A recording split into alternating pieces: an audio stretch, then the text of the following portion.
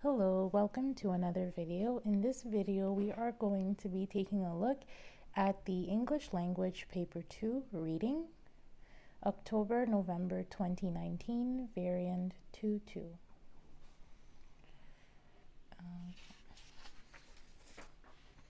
All right, so the first part of this paper is we have to read passage 1, entitled Honey. There are two passages for this paper, and both passages have a series of questions that are related to them respectively. And for passage 1, if you have been watching my videos so far for paper 2 O level, then you do know that I always like to take a look at the questions that I'm going to be asked to answer before I read the passage, for passage 1 at least.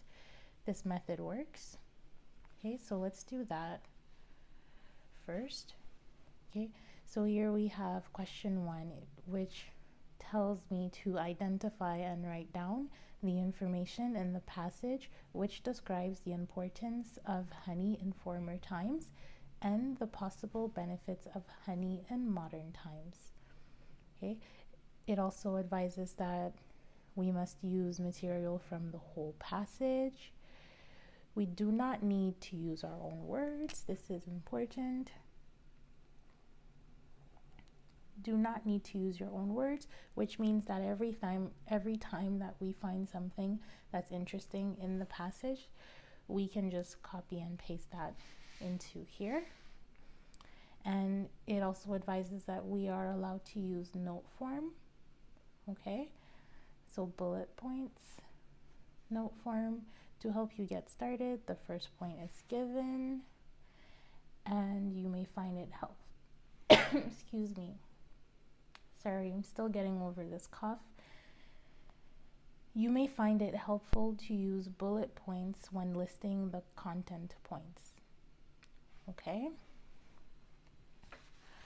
And we also have question 1B, which is a summary. So for that one, very similar for all paper 2s, we have to use whatever we found here in part A in order to write a coherent summary for part B. And I believe there's one more question that's usually asked for passage 1, yes, which is question 2. Here we have reread paragraph 1, 6, and 7 and give one opinion from each of these paragraphs. Okay, and another thing that I like to do, I've memorized sometimes what I'm being asked for, but if you find it hard to memorize, one thing that you can do for sure is to write down directly on the passage with the appropriate color exactly what you're looking for. Okay, so here we know that in purple I'm going to underline importance of honey.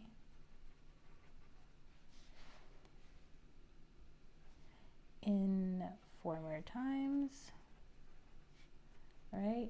And these are notes for yourself, so you can definitely truncate that and write a very small, maybe a shorter version, you know, when you're in the exam to save time, maybe just former times. And then right here, I'm just going to write the full thing. So benefits of honey.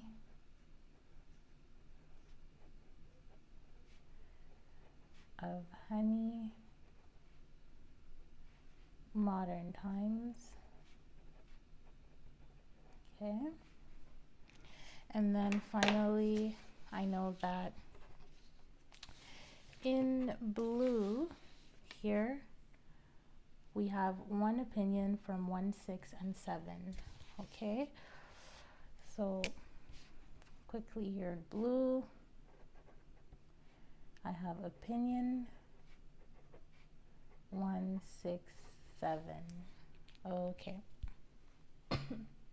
Excuse me. All right. So here, let's go ahead and read the passage. Hopefully, I do not cough much while reading this. I will try my best, but excuse me, I have a lingering cough from being sick. Okay. So, passage entitled Honey. The production of honey has a fascinating history, as shown by a cave painting in Spain of humans foraging for honey at least 8,000 years ago. Okay, and already I know that I'm looking for an opinion in the first paragraph, so I'm in my head, I'm keeping my attention towards that. I have all of these notes here in my head, so as I read, I know what to do. And here I already spot the opinion without even needing to read the rest of the paragraph. The production of honey has a fascinating history. That is definitely an opinion, because there are maybe people who don't care about honey at all, or people who might be allergic to honey and they just hate honey because honey is dangerous for them for some reason. So not everybody finds the history of honey fascinating. Okay, so already we have one opinion there. And let's carry on with the reading. Honey was a sweetening ingredient in many dishes in Greek and Egyptian cuisine, and this use is mentioned in the works of many Roman writers, such as Pliny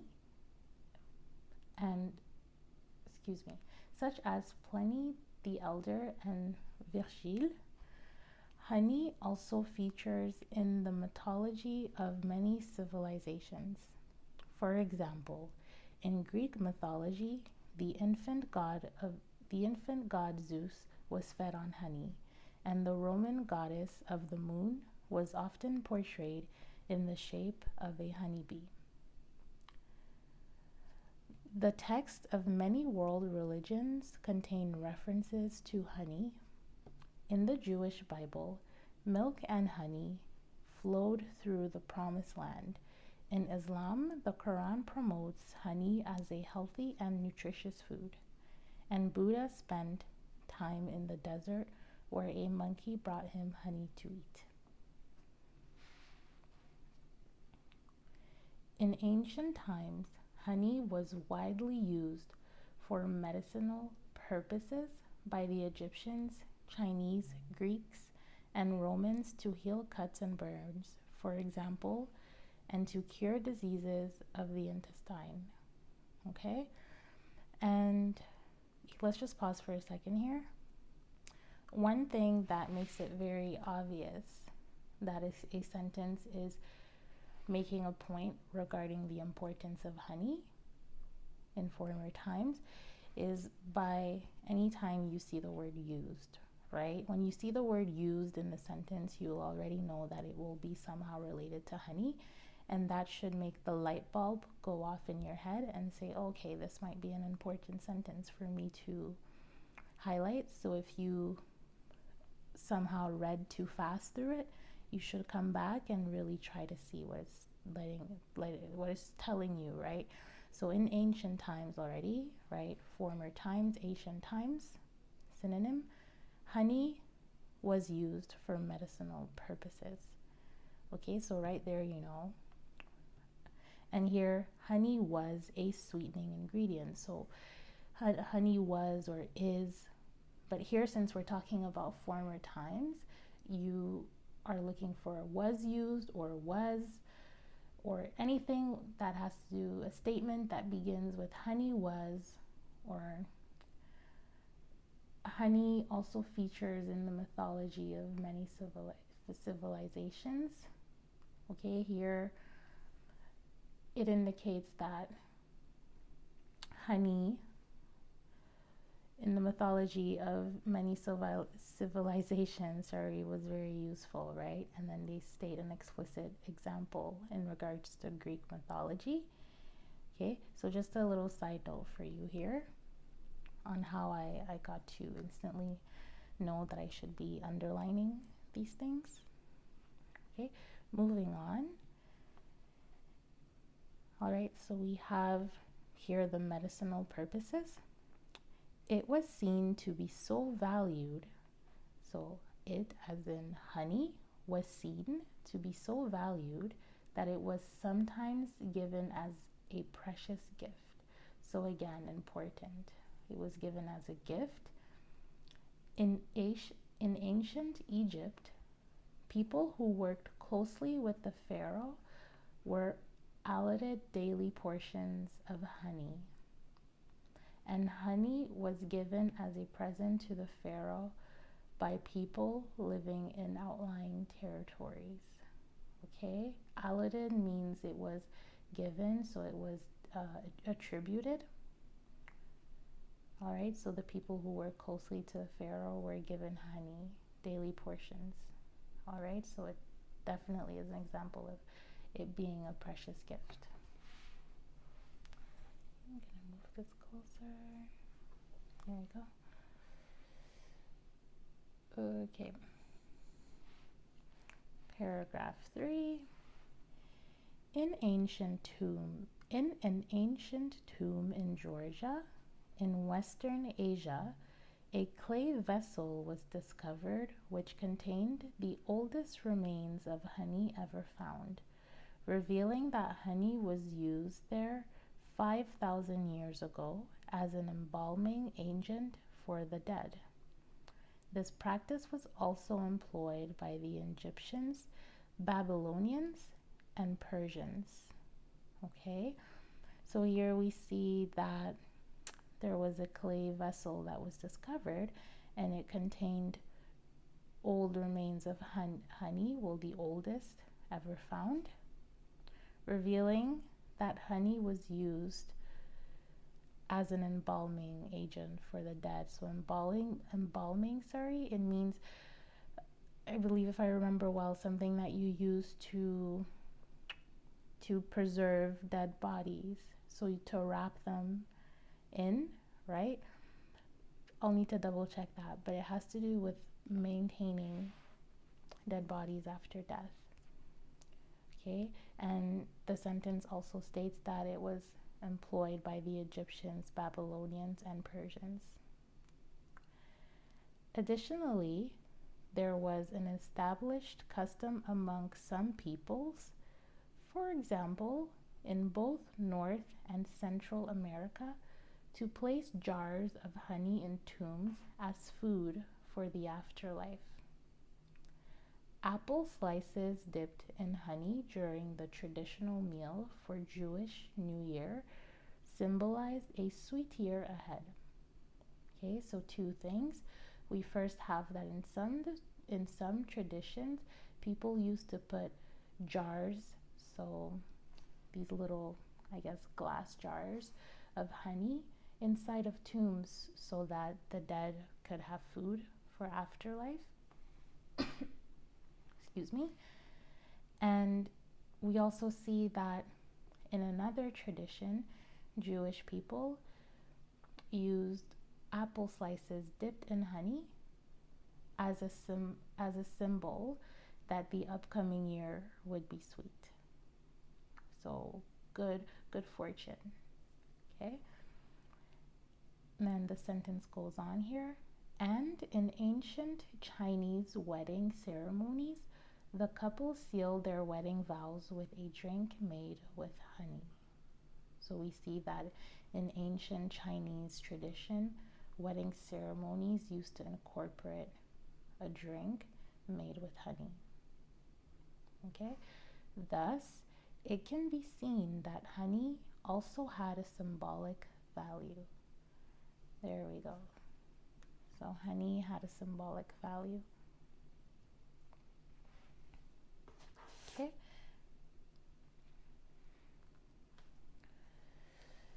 Moving on, paragraph 4. All right. The popularity of honey continues nowadays, okay? And here we can see the sentence already tells you. When you read the sentence, Popularity of honey continues nowadays. You that automatically know that we're not in ancient times anymore. So you're done with the purple and now you're going towards the red, which is benefits of modern times. And I realized a little pattern with the paper twos for passage 1 is you do know that all the information is actually well sectioned.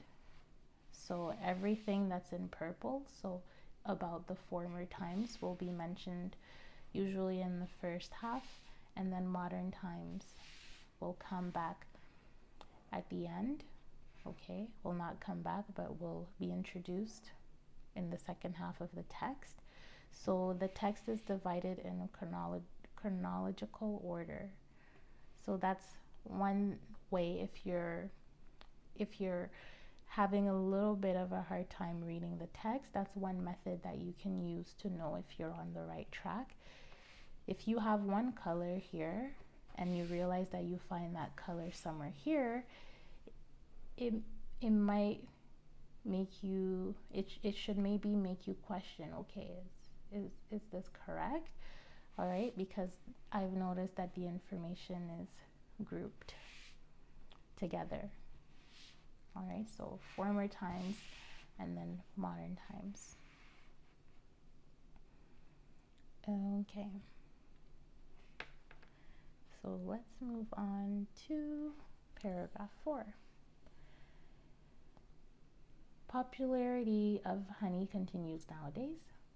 Because it contains antioxidants, it may improve our body's immunity to many illnesses, even potentially fatal ones.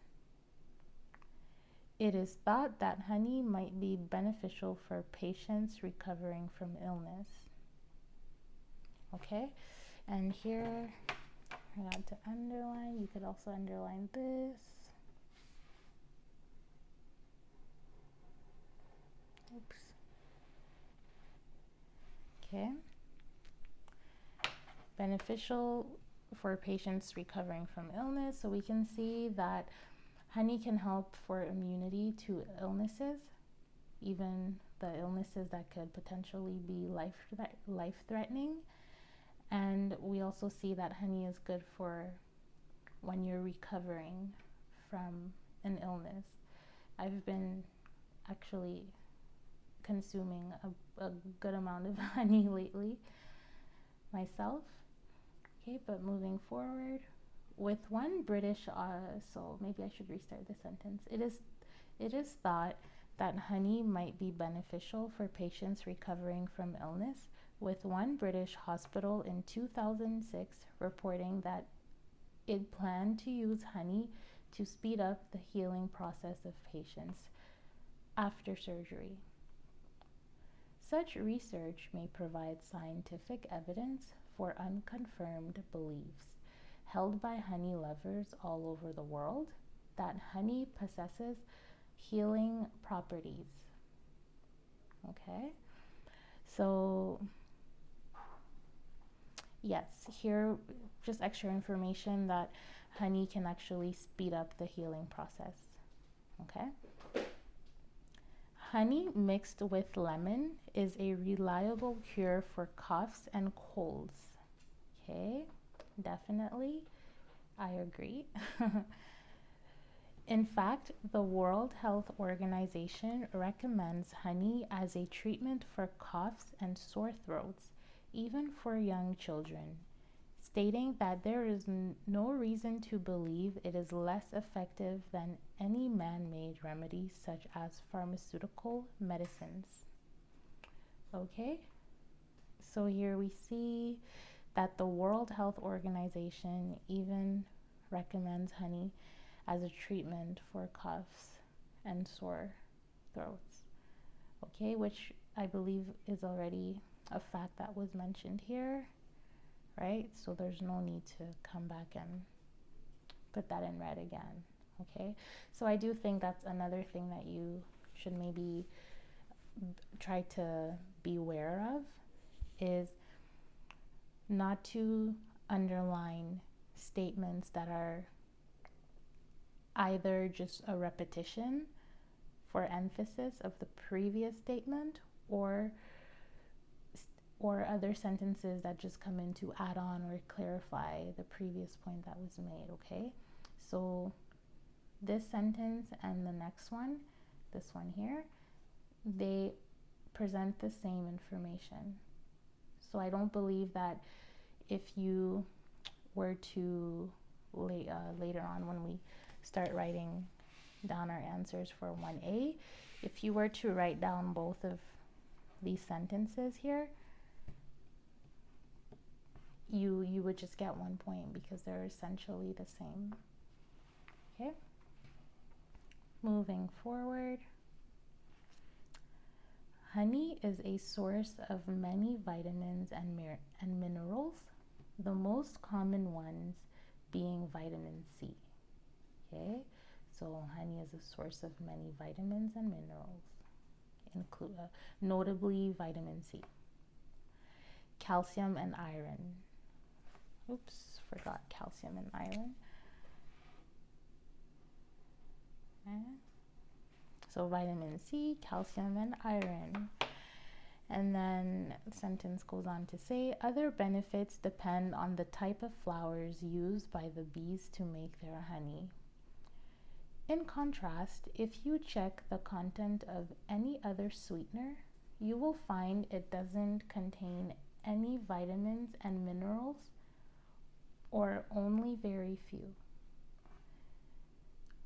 Because eating honey is a good way to maintain blood sugar levels and encourages muscle recuperation after a workout, it improves athletic performance.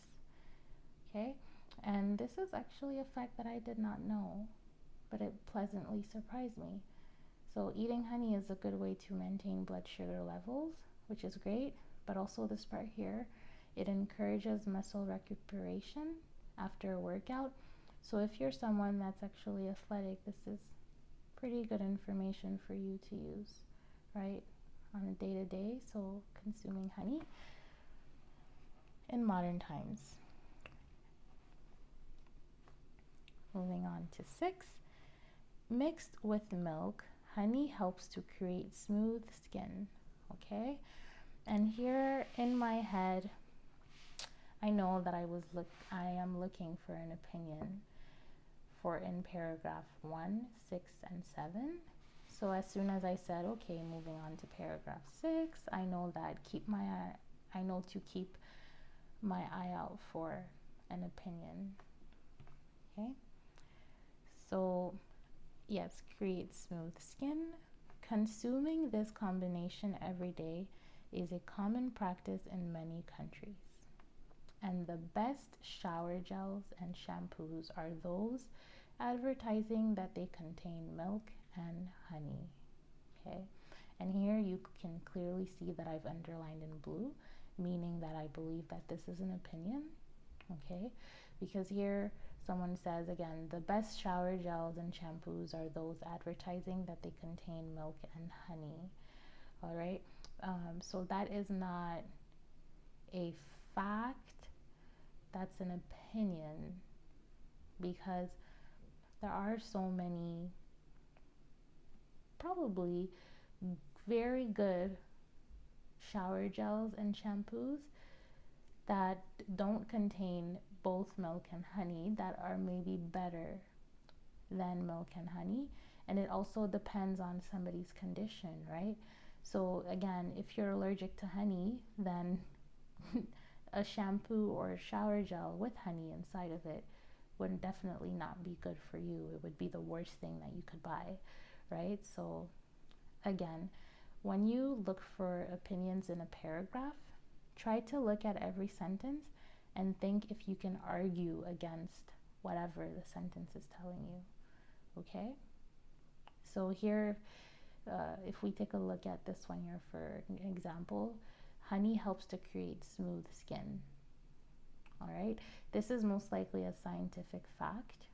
Okay, so if in your head you can tell yourself there can be studies that can prove that easily that your skin gets smoother if you use milk and honey mixed together, then it makes sense that you could consider it a fact, right? Because a statistical study could be done on this. But for best shower gels and shampoos, this is going to be a little tougher because there's so many different types of skin. There's dry skin, there's oily skin, there's different types of skins and different kinds of skin conditions. So it might be harder to prove this one, hence why I believe it's an opinion. Okay?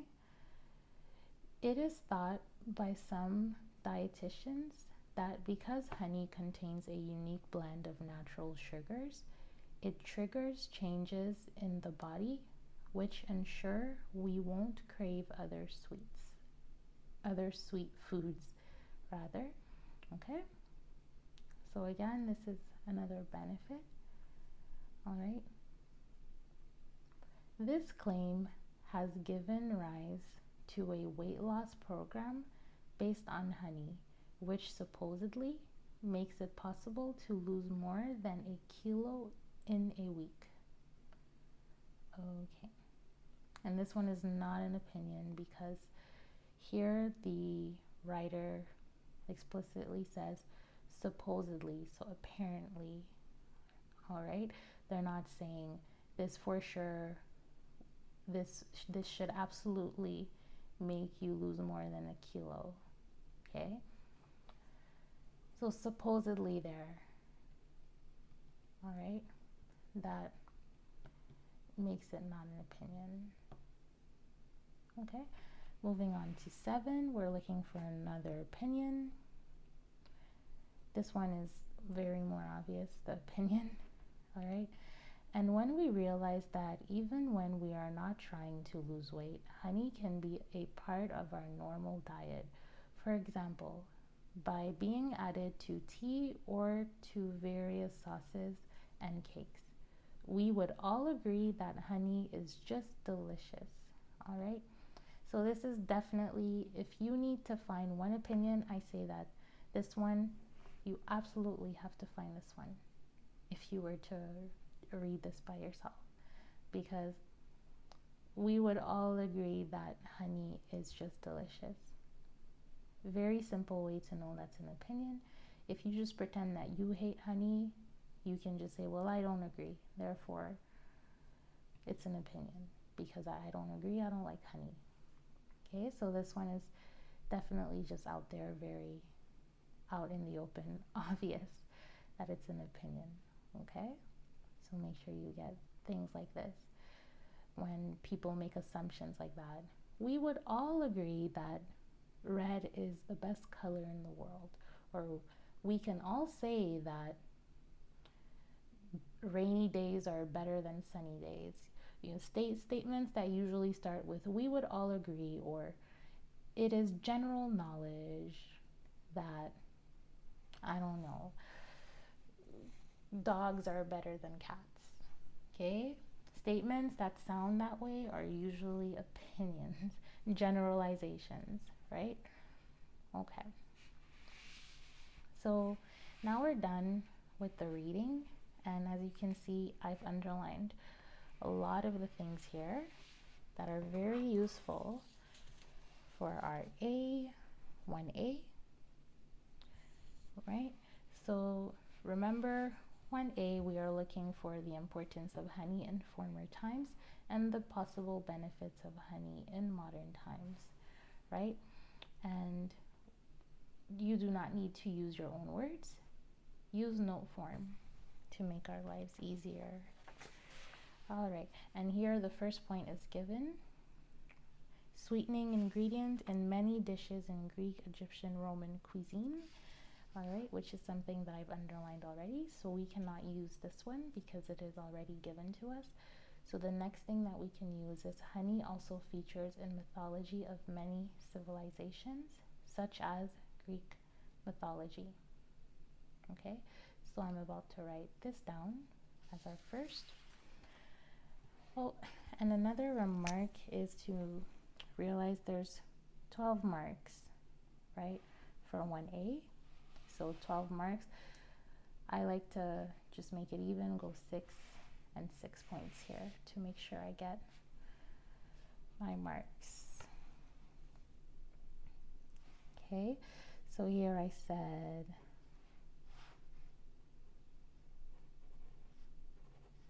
honey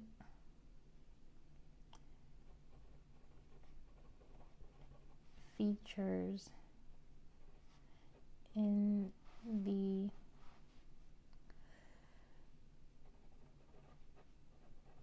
mythology, excuse me for my writing,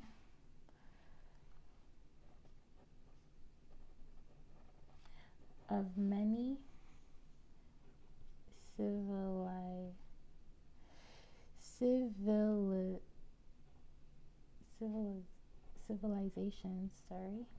civilizations, such as the Greek one. Okay, I used to have pretty writing, and then I had to write many essays throughout my life, and I had to write fast, so my writing gradually got really uglier. But it's okay, as long as you can read it, I don't mind. Okay. Next point that we can make, right? We just made this one here. And then we can make this point here. Texts of many world religions contain references to honey. Okay? Example, the Quran promotes honey as a healthy, nutritious food. Okay, so here,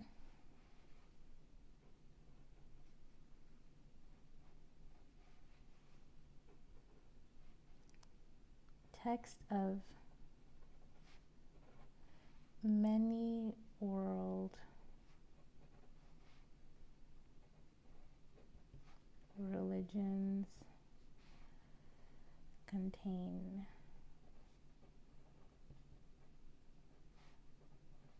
references to honey. Okay.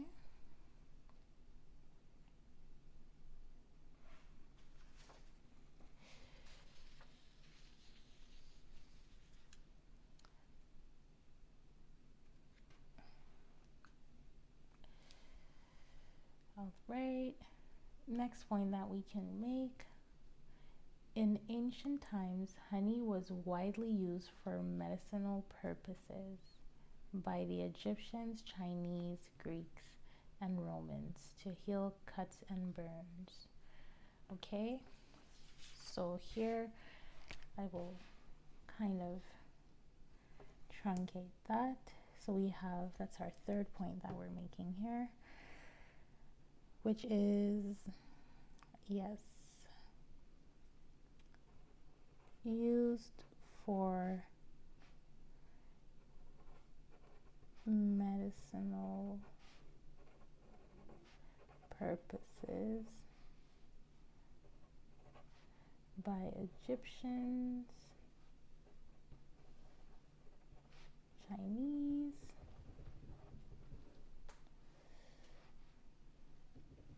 etc. Okay, so I just write etc. here so I could save some writing space. Next thing that we see, sometimes given as a precious gift. All right, this is number 1, 2, 3, 4. So honey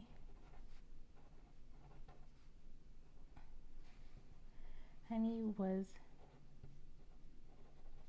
given as a precious gift. All right, remember we saw the Pharaoh would give it to people that were close to him, and outsiders who came to visit the pharaoh, right?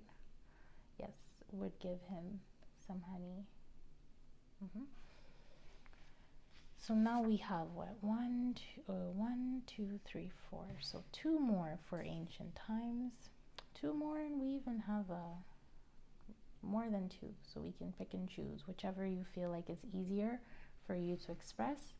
That's what I would do in the circumstance of an exam. Okay. Honey was used there as embalming agent for the dead. Okay, so I will say honey was used, and I'll just skip this blah blah here. So honey was used as an embalming agent for the dead. Okay, keep it short. We even say was used as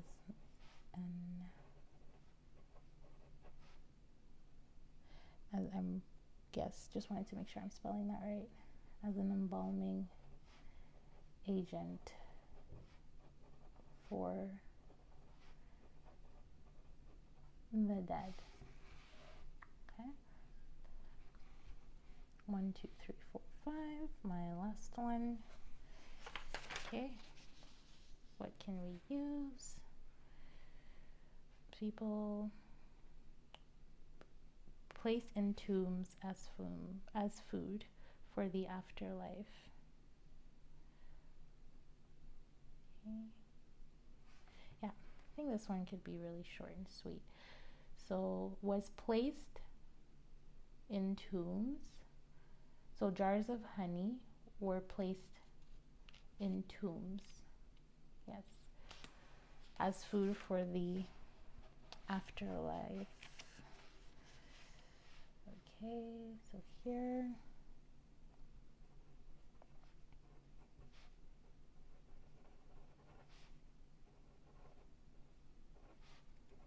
were placed in tombs as food for the afterlife. Okay, there we have it. And we move on to our other part, so modern times. Okay, here we see it may improve our body's immunity to many illnesses. Okay, so here I'll keep it short. May improve our body's immunity to many illnesses. Oh, oops, sorry, almost forgot that. They already wrote it here for us. So we can't write that again. So we have to choose something else. So the next point, it is thought that honey might be beneficial for patients recovering from illness. Okay, so here I will just write beneficial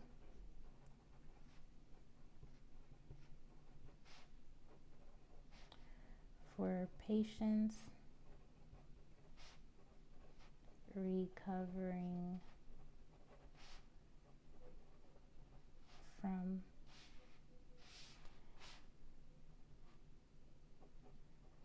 illnesses. Okay.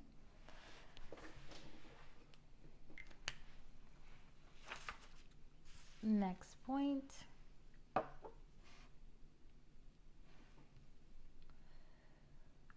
Honey mixed with lemon is a reliable cure for coughs and colds.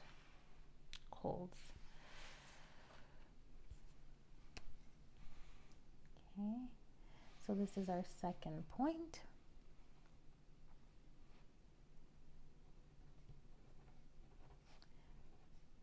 Honey mixed with lemon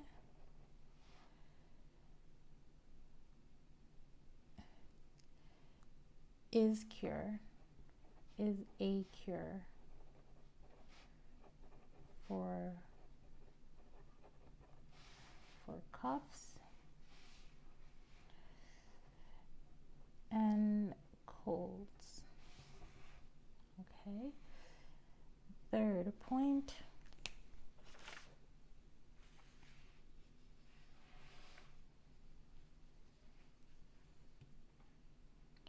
Honey is a source of vitamins and minerals. The most common ones being vitamin C, calcium, and iron. Okay, I'll just keep it very short. Is a source of vitamins and minerals.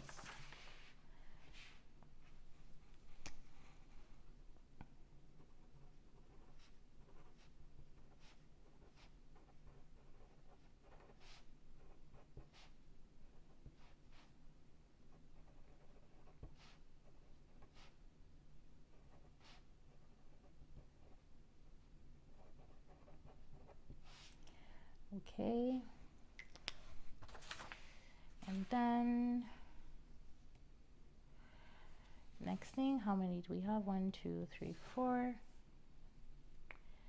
Eating honey is a good way to maintain blood sugar levels. Okay, and encourages muscle recuperation after a workout. Improves athletic performance. I think I'll just keep it short. And I'll write improves athletic performance. Actually, it's a little bit risky. I'm not too sure if the marker might find it too ambiguous, so not clear enough, not detailed. So here I will just forget about the blood sugar and I'll just get my point with encourages muscle recuperation after workout. Okay. So honey encourages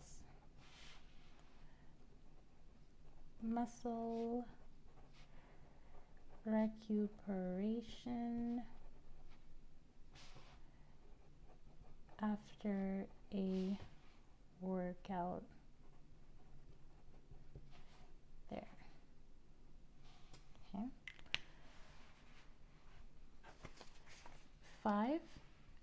Here you could also, for 5, you could talk about the blood sugar, but I'm just going to move on. Honey helps create smooth skin.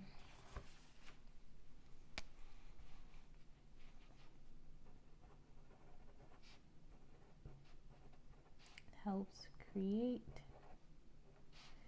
smooth skin.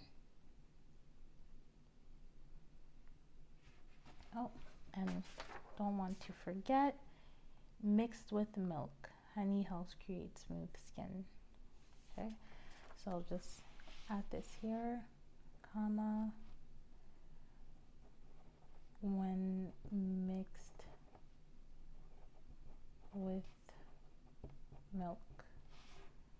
Okay, and my last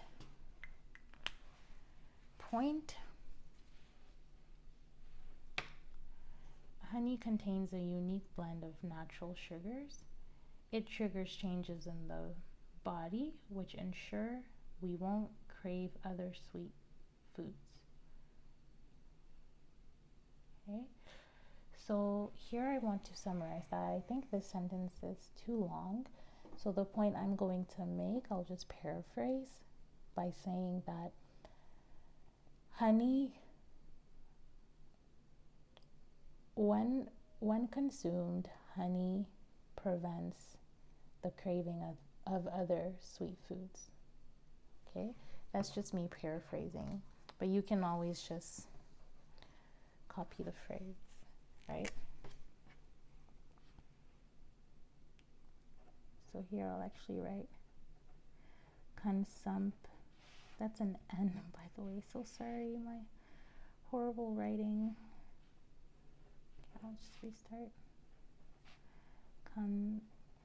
Consumption of honey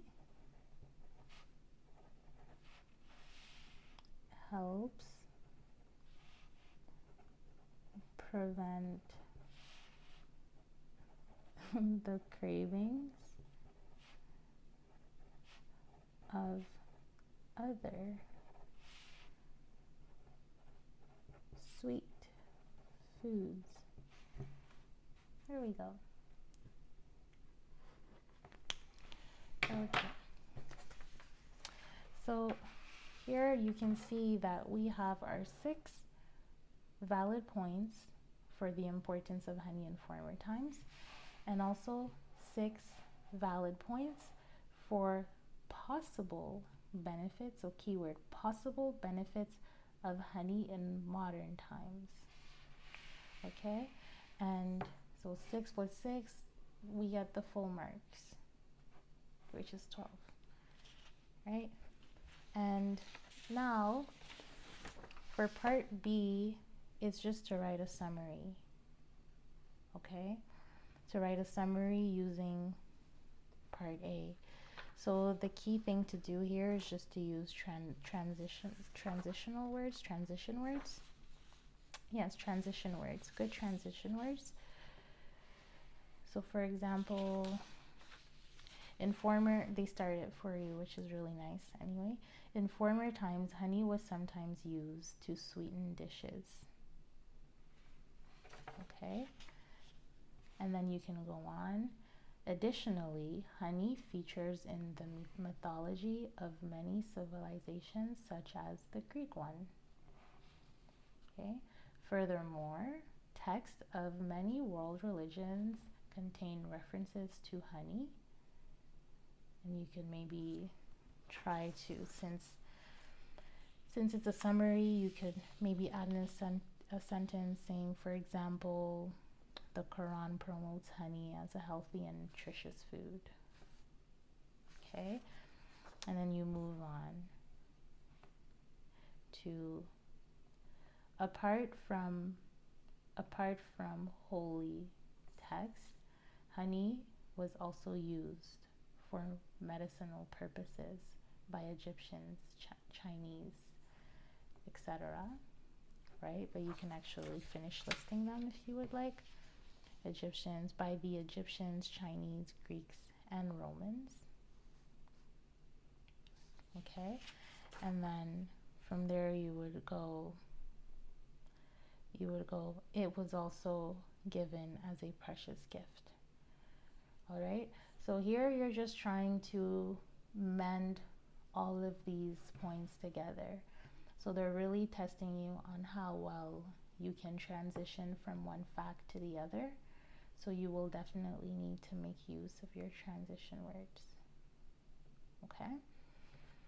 So that's the trick for 1B.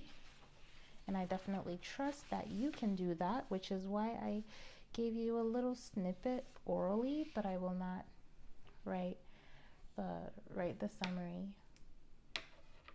just for the sake of the video not being too long. Okay? Moving on to question 2 for our passage 1, the opinions, right? This should be super easy because we just have to look at whatever's in blue and write it down, okay?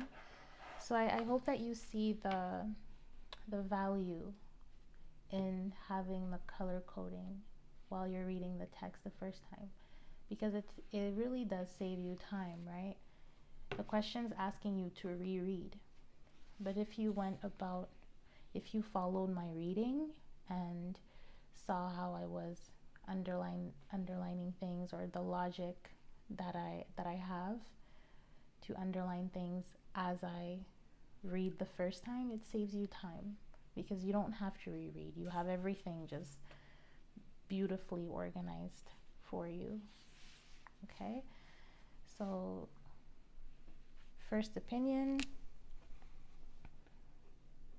just copy and paste. The production, oops, sorry, keep knocking my camera. The production of honey has a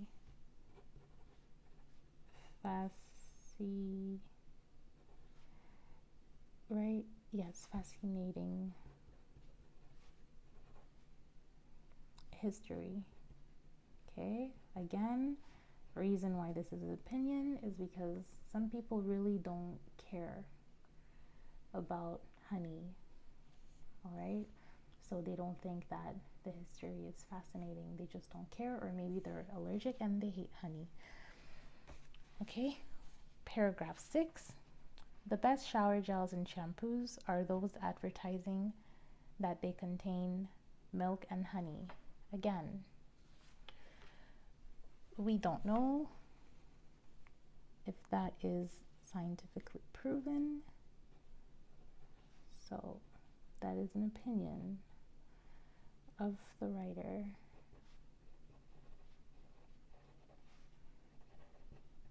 Shower gels.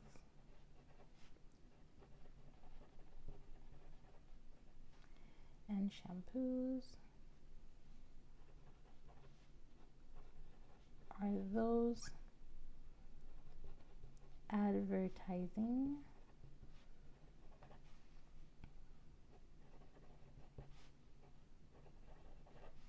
that they contain,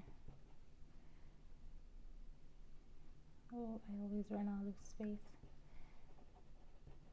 milk and, you can't see anymore. Okay. And paragraph 7, last opinion. We would all agree that honey is just delicious. That is not true. Some people don't like honey.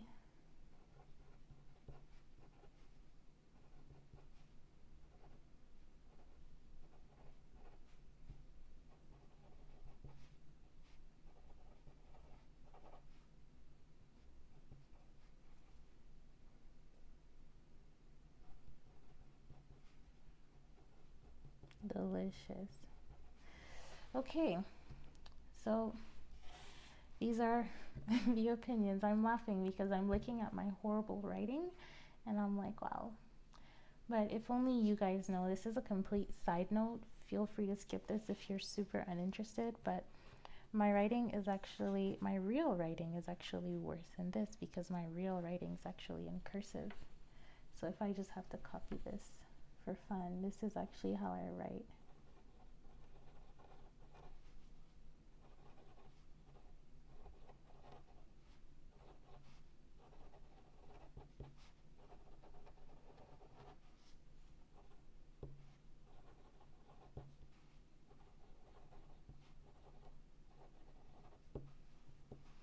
Okay, yeah, this is the real ugly writing.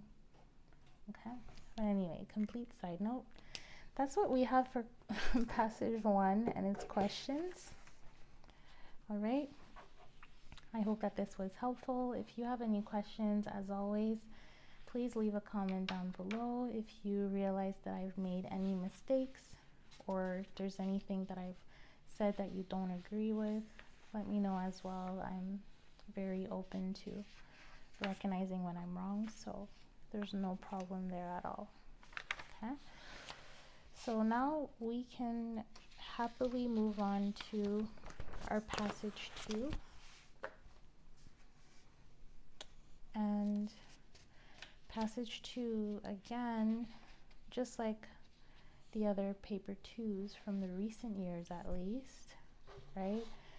Passage 2 is a text, and then we have a series of questions related to the text. And yes, the way that I like to go through passage 2 is to actually do one question at a time. So here we have question 3. I would read question 3 because question 3 lets me know which pair, where the answers are located, right? So the answers to question 3 are located in paragraph 1. Answers to question 4 are located in paragraph 2, and so on. So I don't actually read everything at once because it may be counterproductive.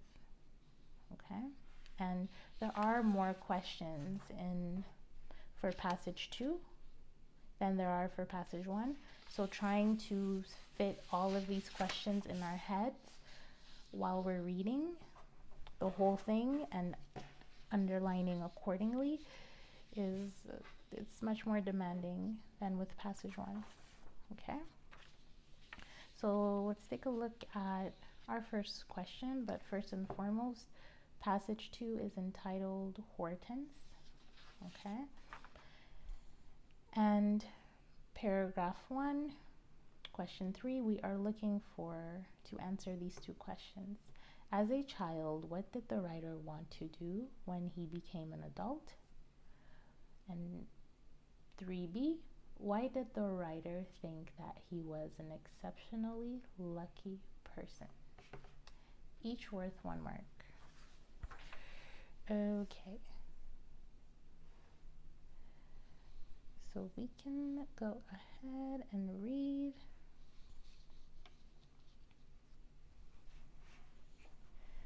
From the age of 2, the only thing I ever wanted to do was to study animals and become a zoologist. I am an exceptionally lucky person. People say that a child whose ambition is to have a People say that a child whose ambition is to have a particular job rarely grows up to fulfill that role. But my dream came true when I got the job I'd always wanted. Okay, so here, pretty obvious to me.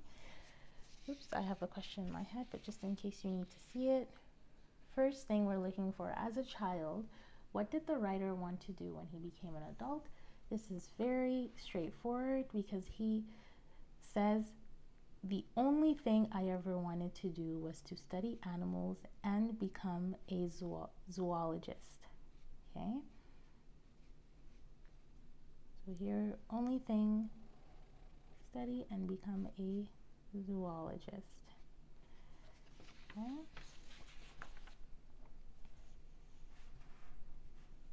So here I would do some copy and paste. To study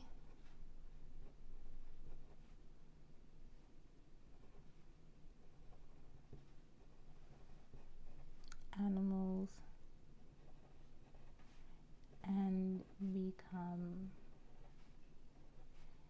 a zoologist. Okay. Why did the writer think he was an exceptionally lucky person?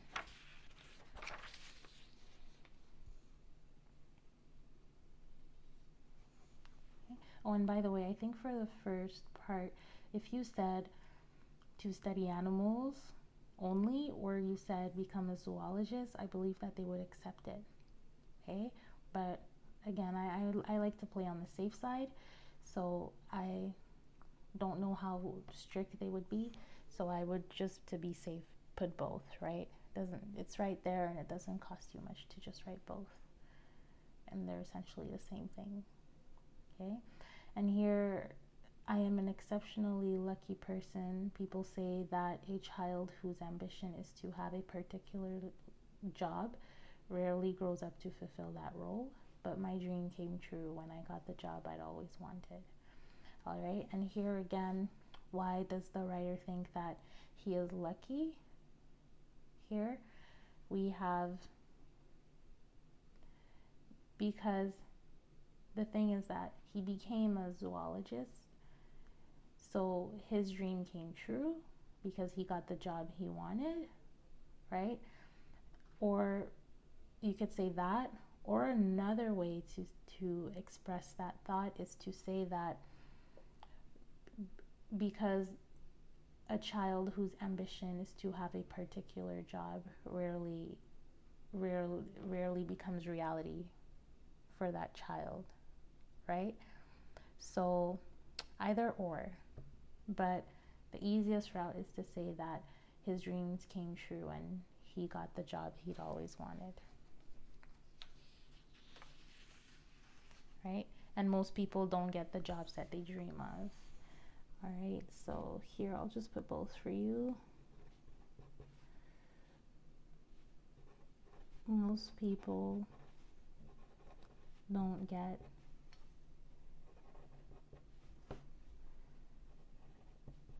their dream job,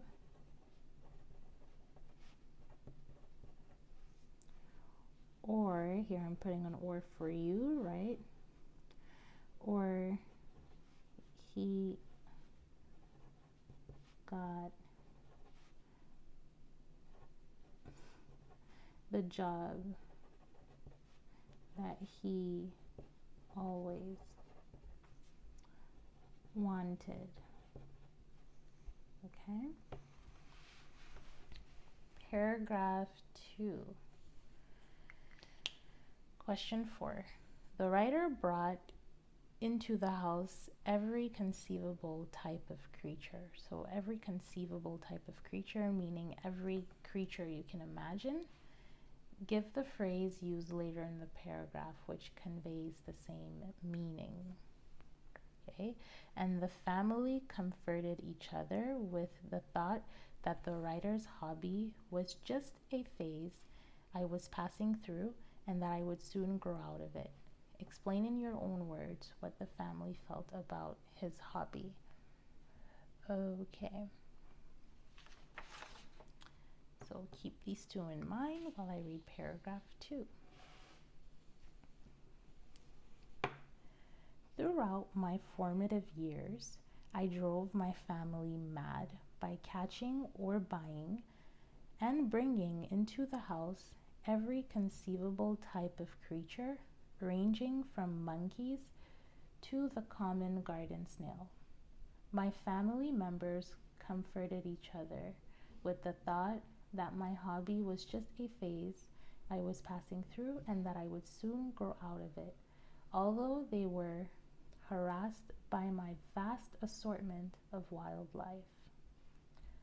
But with each fresh acquisition, my interest in animals deepened until, by my late teens, I knew without a shadow of a doubt that I wanted to be a collector of animals for zoos. Okay, so if you remember well, we are looking for another way that the writer says that he brought into his home every conceivable type of creature. So every conceivable type of creature, remember, excuse me, remember it means all the kinds of creatures that you can imagine. So all the kinds of creatures meaning a bunch of different creatures, right? So here I noticed as we were reading that he says, although they were harassed by my vast assortment of wildlife. Okay, wildlife matches with creature. Assortment means different combination, right? An assortment means you have, think about a kit. If you get an assortment of fruits, it means that you have apples, oranges, mangoes, cherries, dragon fruit. You have different kinds of fruits, right? An assortment of fruit, okay? And vast assortment means a lot, a huge assortment, okay? So every conceivable type of creature, vast assortment of wildlife, that pretty much seems like it's the same thing to me. Okay? So here,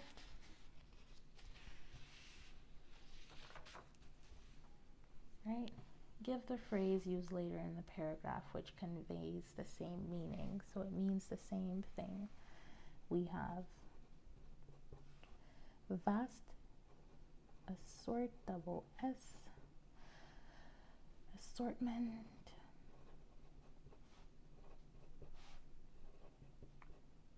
of wildlife. Okay? Perfect. And the family comforted each other with the thought that the writer's hobby was just a phase I was passing through and that I would soon grow out of it. Explain in your own words what the family felt about his hobby. Okay, so we have 2 points 2 marks here to get. So first we need to identify the 2 parts of the statement. Okay, and the first part we have just a phase. I was passing through, okay, and then we have the and here, okay, which tells us there's 2 points that are being made. Okay, the first point is that the writer is just going through a passing phase, and second thing, I would soon grow out of it.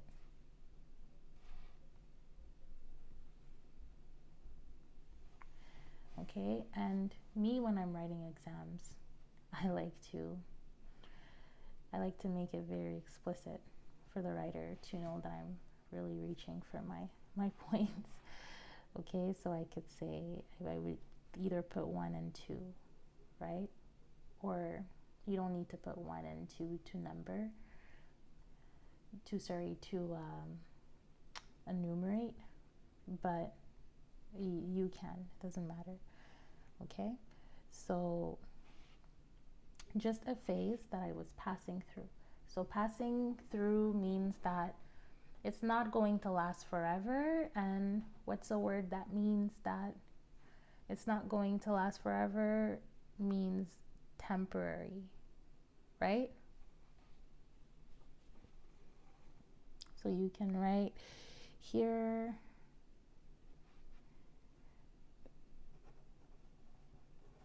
phase was temporary.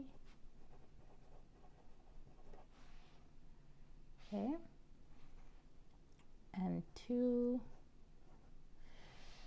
is we have I would soon grow out of it. Okay,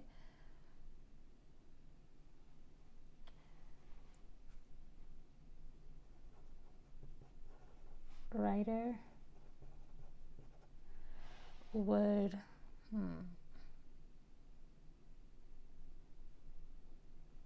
so here, how can I put this? Paraphrase, I would soon would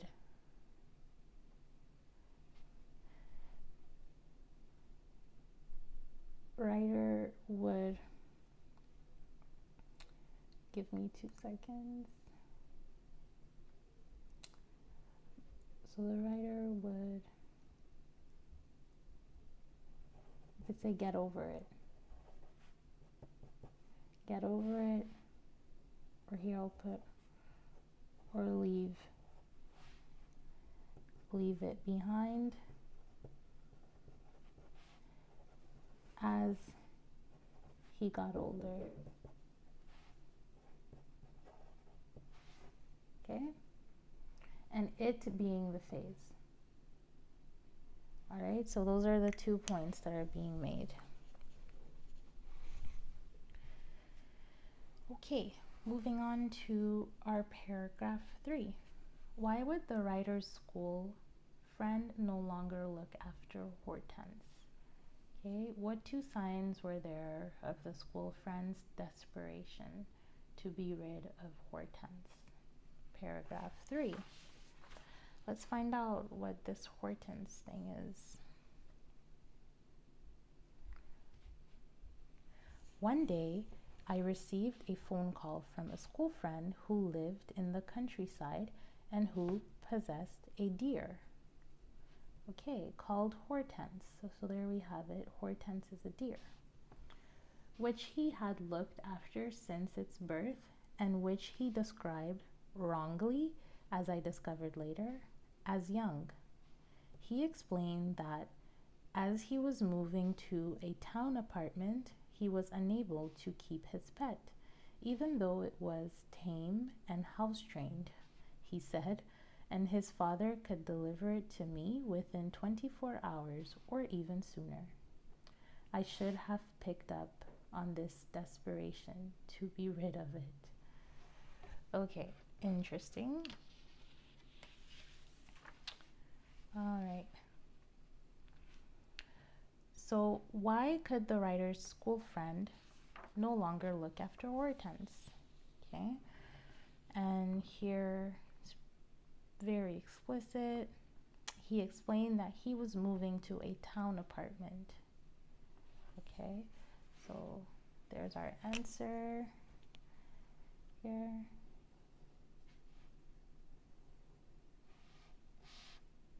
And he was unable to keep it.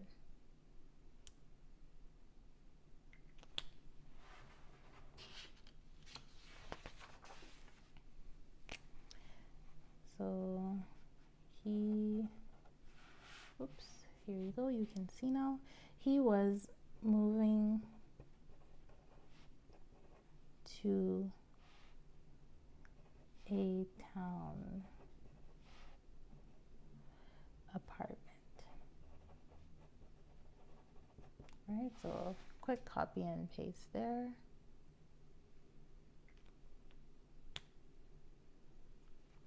Okay, you could even keep it short and say he was moving to a town.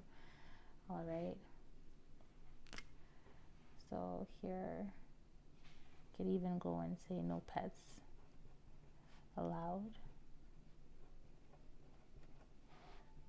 No, maybe no wild. Sorry, add here. No wild pets allowed, okay? Because if you live in a city, I doubt that they would let you keep an elephant or a tiger in your apartment, or a giraffe. I don't even think a giraffe would fit inside most homes.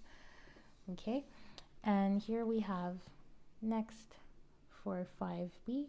What two signs were there of the school friend's desperation to get rid of Hortense? Okay, and here it's pretty explicit as well.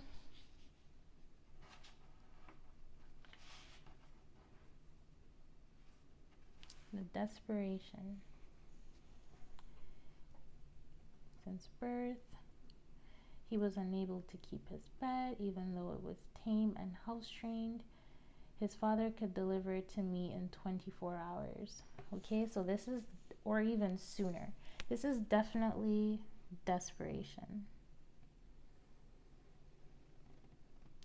Okay, if someone tells you, hey, I'm trying to get rid of this thing, I will bring it to you right now, or within the next 24 hours, or even right now, you know that they really want to get rid of the thing, right? Because someone's just like, okay, here, take it and go. Like, I don't want it, just right now, I'll come give it to you. It's very, very soon, right? They really want to get rid of it. Okay, so here we have his father could deliver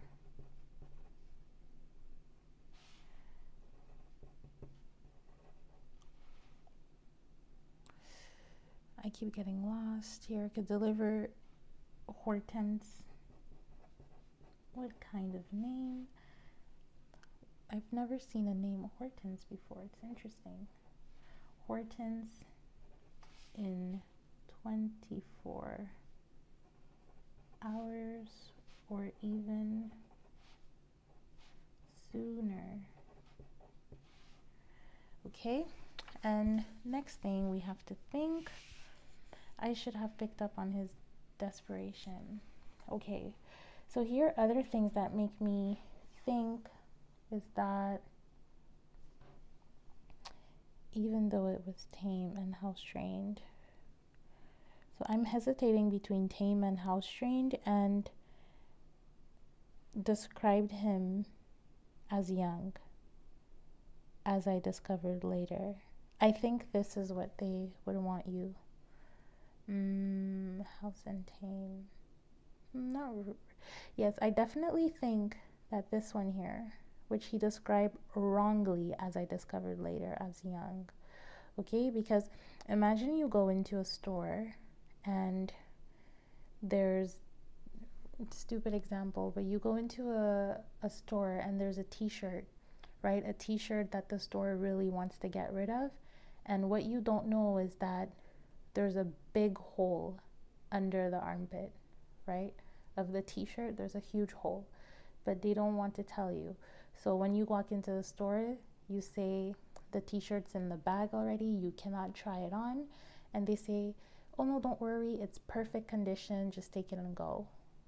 Take it and go. $5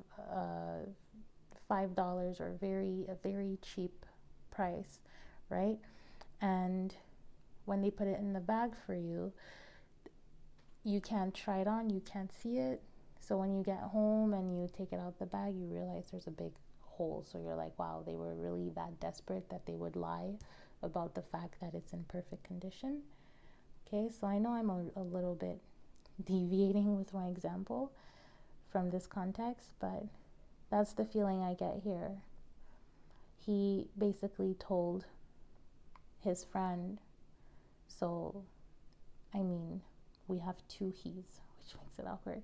But the writer was told that Hortense, who is a deer, was young. Okay, so that definitely plays a part in him wanting it, right? Because if I tell you, hey, I'll give you a baby tiger, you might be like, okay, it's cute, it's a baby tiger. But if I tell you, hey, I'll give you a full adult 5 feet long a tiger, you're gonna be like, okay, no, it's going to eat me, I don't want it. Right? So same thing here. Okay, all this to say that that's our second point. So he wrongly described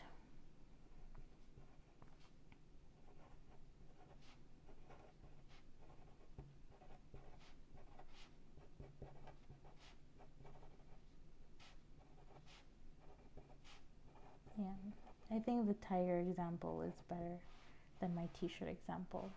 Okay, so wrongly describe Hortense as young. Okay, remember, if I tell you I'll give you a baby tiger, you might think it's cute and you'll take it, and then when I get to your house and you see a big cage with a huge tiger in it, you'll be like, oh my goodness, she lied. Okay, have to take a look at. So that's it for question 5. Okay, let's move on to our question 6. Question 6. In what 2 ways was the writer's decision to take Hortense not wise? Paragraph 4. 6b. In what way can we tell that the writer wasn't sure his mother would allow him to take Hortense? Okay, so we're looking 2 ways that the decision was not wise, and then here 1 way that the writer was not sure that his mom would be for it. Okay, so 2 ways not wise, 1 way mother would not say yes. Let's read paragraph 4. I was in a quandary. I should have asked my mother how she felt about the addition of a deer to my already extensive animal collection, but she was not home. However, the deer owner was clamoring for an immediate reply, saying that unless I took it, it would have to be humanely destroyed. That clinched it. It was not a wise decision, but I agreed to take Hortense the following day without even having seen him. By the time my mother returned, I had rehearsed my story over and over again, a story that would have softened a heart of stone, much less such a susceptible one as she had. She said that to allow it to be killed was unthinkable when we could keep it in a tiny corner of the garage. Okay? So, 2 ways that the decision was not wise, and then 1 way that we know that the mom would not agree, right? Yes. Oh, yes, wasn't sure. that his mom would allow him. Okay, so let's take a look here. Two ways that we know it wasn't wise. So here makes it clear I was in a quandary.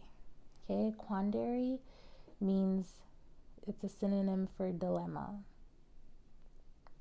Okay, dilemma.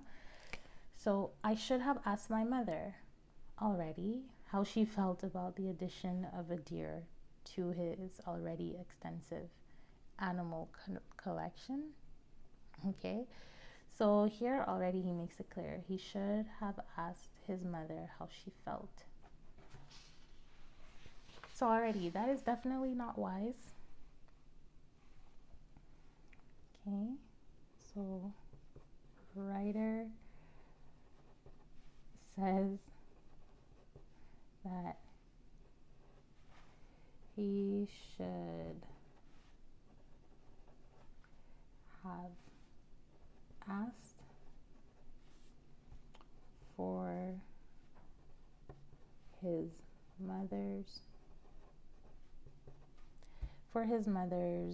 permission. Yes, which is what a normal child would do, right? Before bringing a wild animal into their parents' house. So for his mother's permission.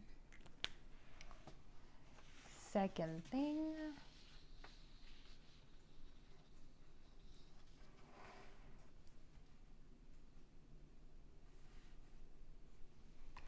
he goes on, but she was not home. However, the deer owner wanted an immediate reply.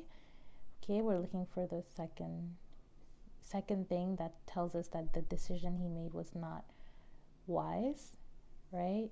Then he says, if you don't take it, it will have to be it would have to be killed, right?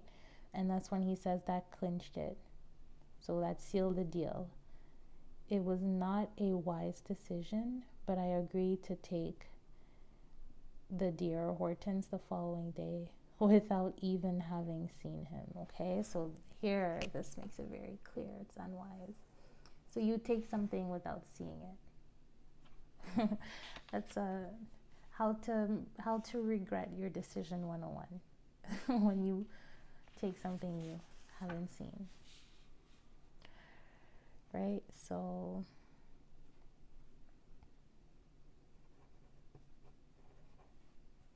writer did not see Hortense. This is an S. Hortense before agreeing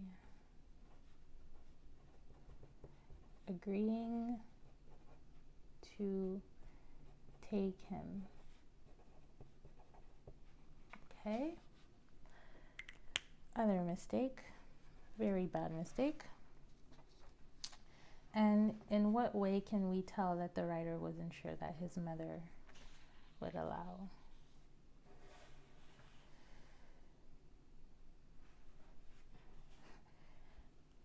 He says, by the time my mother returned, I had rehearsed my story over and over again. All right, here again, it's pretty clear. If he thought his mom wouldn't care that he took a deer, then he wouldn't need to make up anything to justify his decision. She would come home and he would say, hey, yeah, by the way, we have a new deer in the house, right? But the fact that he says he had to practice over and over what he would tell his mom when she finally came home, then that tells us that, okay, his mom probably would not be okay with it. This is why he has to come up with a story to convince his mom that he did the right thing, okay? And he says a story that would have softened a heart of stone, okay, much less such a susceptible one as she had. Okay, so here, to keep it short, we can write, I wasn't sure, so The writer rehearsed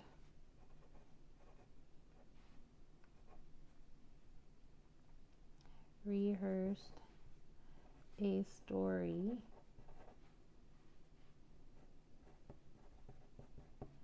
justifying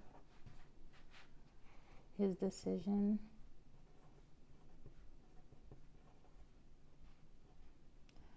over and over again.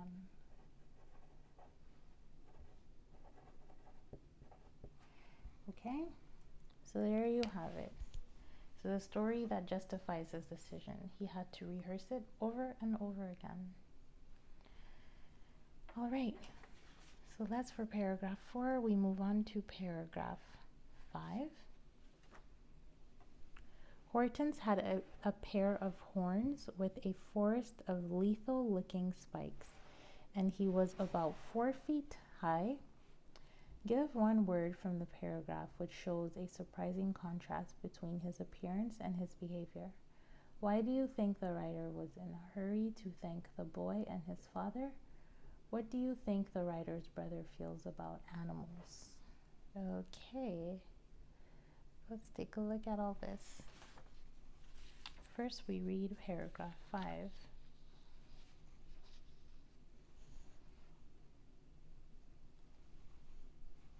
Hortense arrived the next day.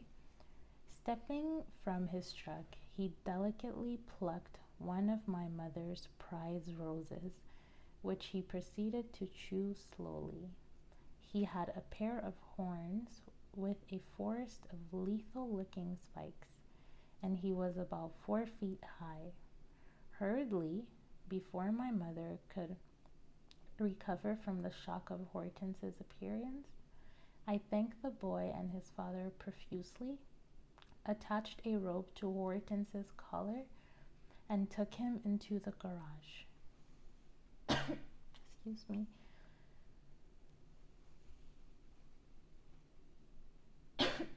Sorry. Before I could tie him up, he spotted a wheelbarrow which he tried to toss into the air with his horns. I do hope he isn't going to be fierce, said my mother worriedly. You know how Larry feels about fierce things. I knew only too well how my elder brother felt about any animal, fierce or otherwise, and I was delighted that both he and my sister were out when Hortense arrived. Okay.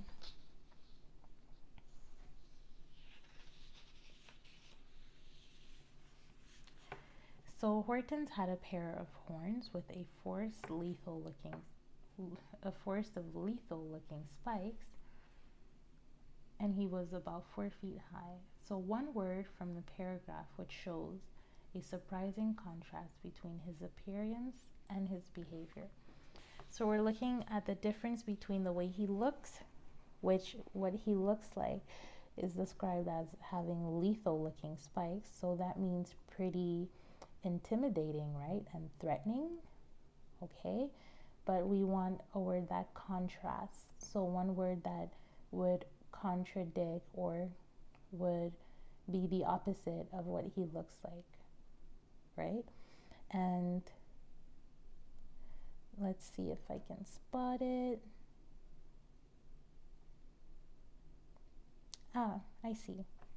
So right here in the beginning, when he arrived, he stepped out from the truck and delicately plucked.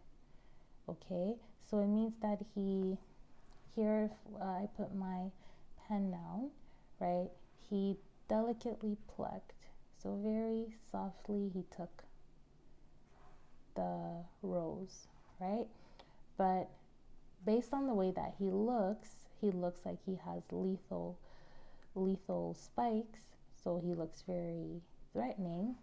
He should have gone like this, right? But he didn't go like this, very abruptly and rough. He just delicately picked it up and took it, right? So the word would be delicately.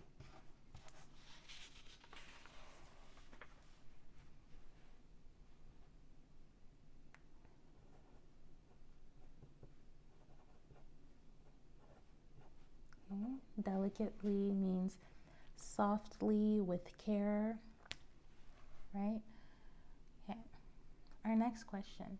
Why do you think the writer was in a hurry to thank the boy and his father? Okay. And he says, before my mother could recover from the shock of Hortense's appearance, I thanked the boy and his father profusely, attached the robe to Hortense's collar, and took him into the garage. Okay, so before the mother could recover from the shock. So the mom is expecting to see a baby deer, and when the deer arrives, she sees this huge thing. So she's like, whoa.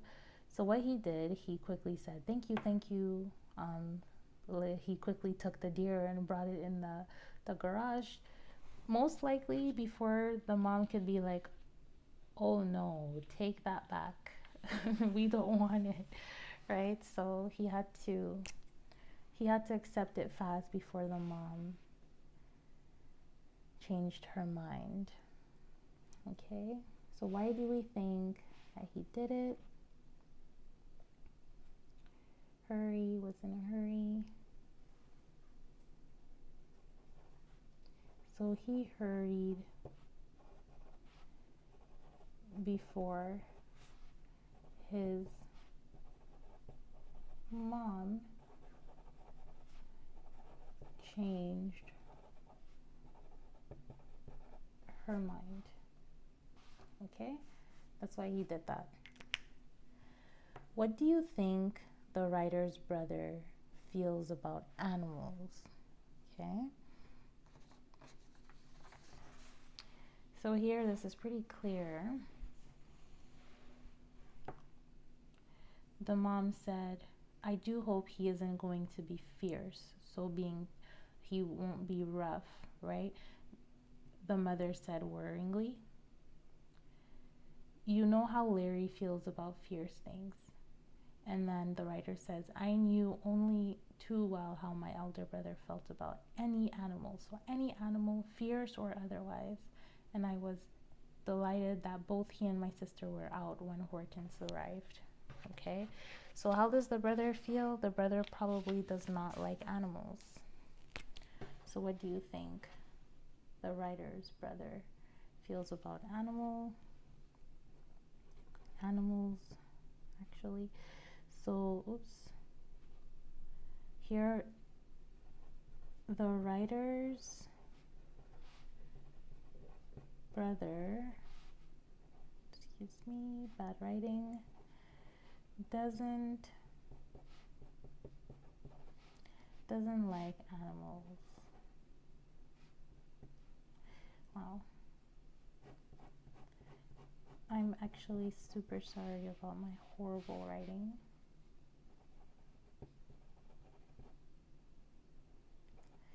Okay, the writer's brother doesn't like animals. Okay, and that is for question 7. Okay. And also I forgot to mention to always pay attention to the marks, okay, to kind of gauge how your answers are expected to be. Question 8, explain in your own words what the writer means when he describes Hortense as astonished by the havoc he had created. 2 marks. Let's read that in paragraph 7. Okay. So 6 and 7 we'll read. All that week I managed to keep Hortense away from my family, but my success was short-lived. One bright sunny afternoon, when Hortense and I got back from our walk, with me leading him by a rope attached to his collar. We were treated to the sight of the family seated around the garden table, laden with sandwiches, teacups, cakes, so teacups, cakes, and a large bowl of raspberries and cream. Hortense decided that the table was a four-legged enemy, so he lowered his head and charged, whipping his rope out of my fingers. He hit the table, getting his horns tangled in the tablecloth and scattering food in all directions. My mother and sister were scalded with tea, and my brother Larry was covered with raspberries and cream. "This is the last straw," roared Larry. "So get that animal out of here." He pointed a quivering finger at Hortense, who, astonished by the havoc he had created, was standing there demurely with the tablecloth hitched to his horns. So in spite of my pleas, Hortense was banished to a nearby farm, and with his departure vanished my only chance of experience with large animals in the home. Okay.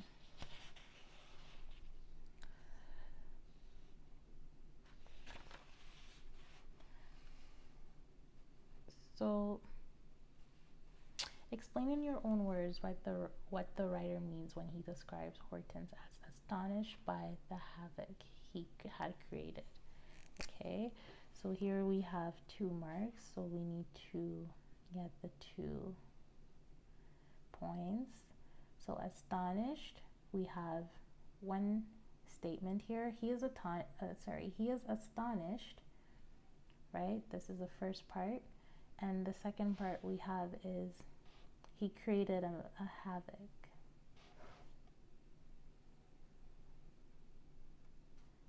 Okay. So astonished. Right. So Hortense. Let's think of our synonyms. Hortense was astonished. What is the astonished means surprised, right? Hortense was surprised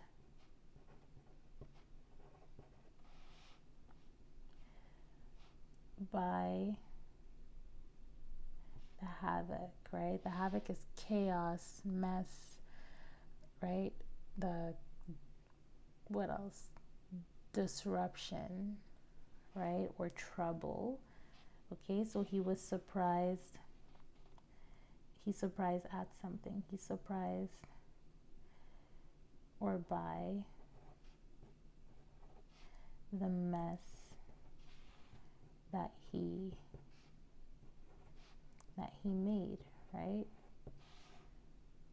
So there you have it, paraphrasing in our own words, well, my own words. Okay, so he was surprised, he was shocked, he was taken aback, right? These are shocked, taken aback, or if you want to go really fancy, flabbergasted. Or you could also use he was stunned, all right, by the mess, trouble, chaos. What else do I have in my head? Mess, trouble, chaos.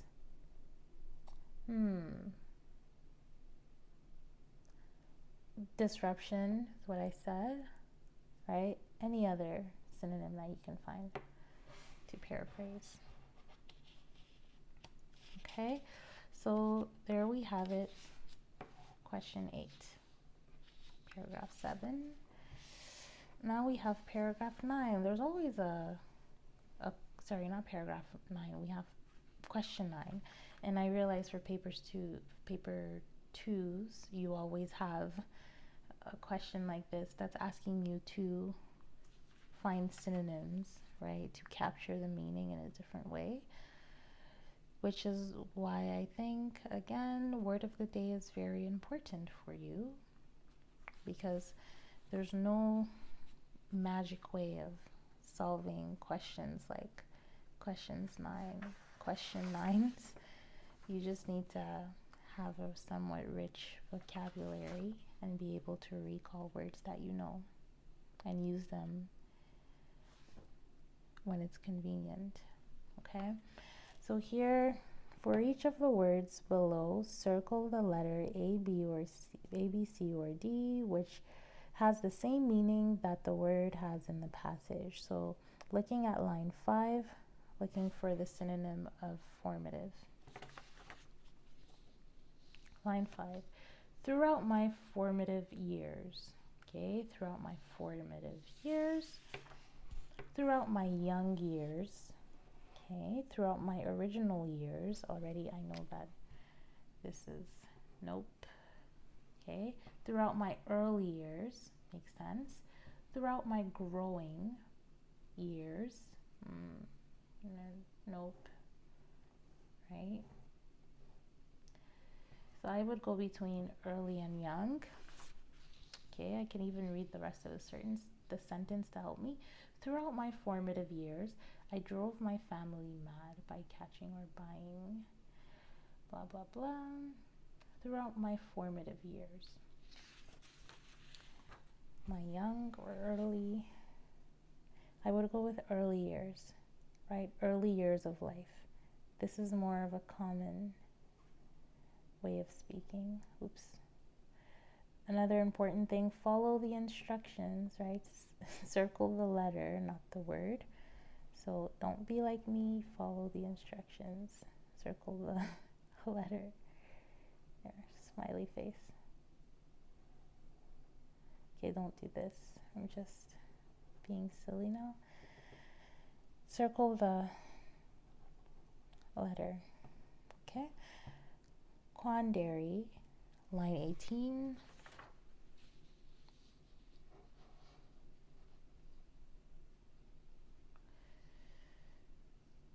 So we have 16, 17, 18. I was in a quandary. I should have asked my mother. Oh, this one I gave away because I knew it. So, dilemma, right?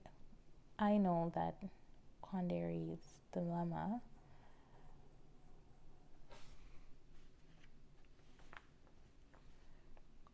Quandary. But if you aren't familiar with the word, you can try to figure out this way. He says, I was in a quandary. I should have asked my mother how she felt about the addition of the deer, right? But she was not home. And also he needed an immediate reply. So you're in a sticky situation, right? So here, just from reading, you can say, okay, I need to ask my mom something. She's not home, and whoever needs the response now. So that's a problem. Okay? A problem is also a dilemma. A confusion, no, it just does not apply. Disagreement doesn't apply at all. State, also no. Too broad. So dilemma it is, right? Clinched, line 21. It would have to be humanly destroyed, right? So here, if I don't reply right now, the deer will have to die. That clinched it. Okay, so that clinched it. That held it. Doesn't make sense. That hugged it. Doesn't make sense either to me. That arranged it. Doesn't make sense. Settled, yes. So that settled it. At least that's what I believe, right? So if I don't give my answer now, the deer has to die. Okay, so that settles it. I know what I'm going to do. Okay? So clinch, settles. They could be used interchangeably. Yeah, interchangeably. Okay? Profusely. I remember this one. Line 29. We have, I thank the boy and his father profusely. Okay? So I thank them excessively. I thank them deeply. I thank them gratefully. I know this is a nope. I thank them appropriately. This is a nope as well, just doesn't make sense. So I excessively thank them. I deeply. This would be, it's a little bit confusing, but I would still go for excessively, because when I think of profusely thanking someone is, imagine someone saves your life and you profusely thank them. It means that you're like, thank you, thank you, thank you, thank you so much, like thank you, thank you, thank you, right? So if someone just saved your life, you say thank you so many times. That's excessive, right? Rather than deeply. So I think excessive is more appropriate, because that's what profusely is. It means thank you, like thank you. Okay, I'm gonna stop saying that.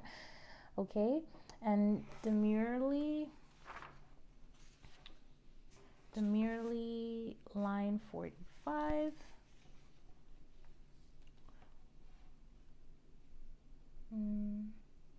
Yes, he was astonished by the havoc he had created, was standing there demurely with the tablecloth hitched to his horns, right? So remember, he was standing there surprised by the mess that he created. So Hortense was standing there demurely with the tablecloth hitched to his horns. So the tablecloth was hanging, like stuck to his horns. Okay? And demurely means kindly. Nope, don't think so, because he's embarrassed, right? Humbly, shyly, simply. Don't think simply makes sense. Humbly, no, because it's not like he did something great and he's just humbly standing there. He did something bad, so he's shy, he's embarrassed. Shyly makes sense. Okay, so there. For formative, we have early. For quandary, we have dilemma. For clinched, we have settled. Profusely, we have excessively. Demurely, we have shyly. Okay. Question 10, which is, yes, our last one for this paper. Reread paragraphs 2 and 7, which contain sentences telling us about A, the personality of the writer, and B, the personality of the writer's brother. Give the meaning of each sentence as it is used in the passage, the effect of each sentence as it is used in the passage. Okay, so meaning and effect. Reread paragraphs 2 to 7. I don't think we need to reread. We'll just look at the sentence and try to find the meaning and the effect. I knew without a shadow of doubt that I wanted to be a collector of animals. Okay. All right. So I knew without a shadow of doubt that he wanted to be a collector of animals. So without a shadow of doubt, what does that mean? It means you're 100% sure, right? So the meaning is the writer was, you can say 100% sure. Okay, 100% sure or certain, right? If you want to replace this here for certain.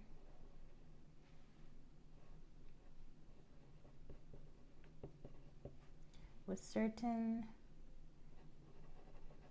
that he wanted to be a collector of animals. Okay, and the effect that it has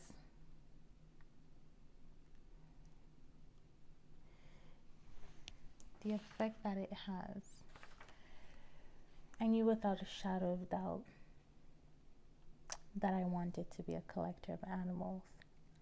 What effect does it have on the reader?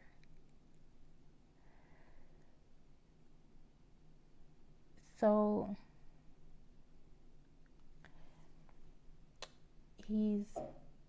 I believe if someone tells you, I will climb that mountain, I will make it to the top of the mountain 100%, I don't doubt it, then to me, what I think is the person is very perseverant, right? Perseverant means that you, no matter what, you never give up, right? And also ambitious means that you, but more so perseverant, right?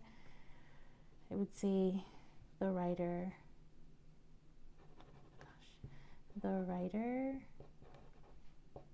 is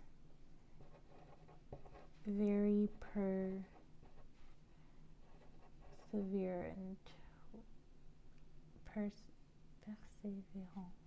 Perseverant.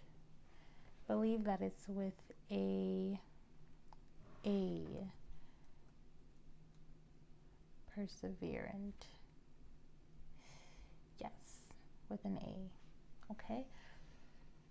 Like this. And synonym for perseverant would be, if I want to use a more common word. Yes, highly determined. Highly determined. Okay, so here you can also determined to get what he wants, right? Next thing we have, this is the last straw, roared Larry. So get the animal out of here. Okay, so what does this mean? He says this is the last straw. So this is the last straw means he cannot take any more. He's done, right? He's done. He cannot take any more. If you cannot take any more, you had enough. Okay, so this means Larry had enough and cannot take any more.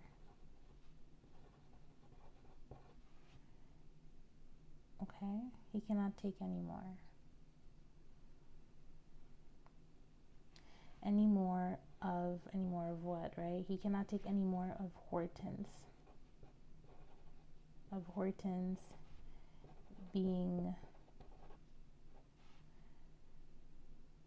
around or with the family,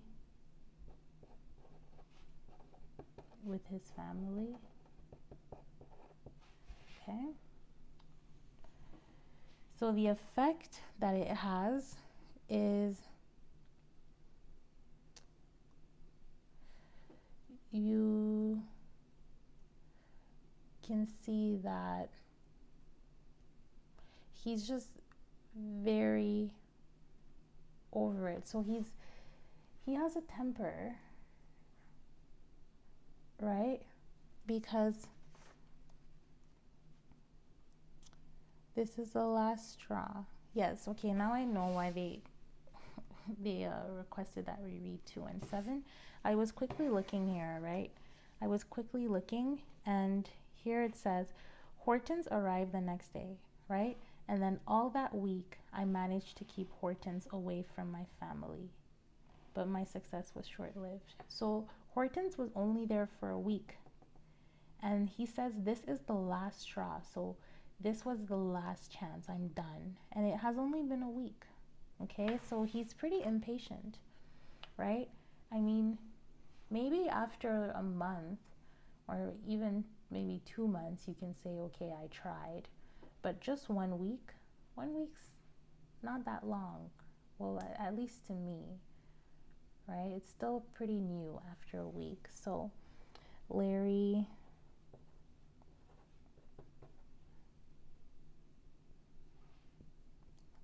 is, I would say,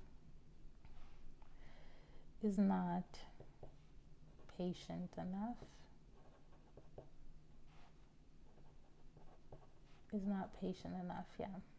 There, he's not patient enough. Okay, so there you have it. That was our question 10. Okay, for passage 2. And that means that we are done looking at the ins and outs of English Language Paper 2 Reading, October, November 2019, Variant 2-2. Thank you for making it to the end of this video. Leave a thumbs up if this video helps you in any way. Definitely more videos that are going to be published in the near future.